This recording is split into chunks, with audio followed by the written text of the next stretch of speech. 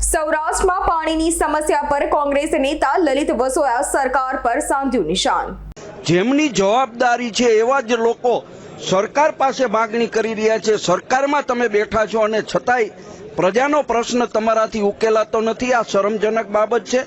ધોરાજી શહેરની જનતા જો 4 દિવસની અંદર આનો ઉકેલ નહીં આવે તો ઉગ્ર આંદોલન કરવા માટેની તૈયારીઓ કરી રહી છે। ભારતીય જનતા પાર્ટીના પ્રમુખ પોતે સ્વીકારે છે એના પત્ર દ્વારા કે ધોરાજીની પ્રજાને 7 કે 8 દિવસે પાણી આપવાને બદલે 3 દિવસે પાણી આપો। એટલે આમાં રાજનીતિની વાત નથી, પ્રજાને સુવિધા આપવાની વાત છે।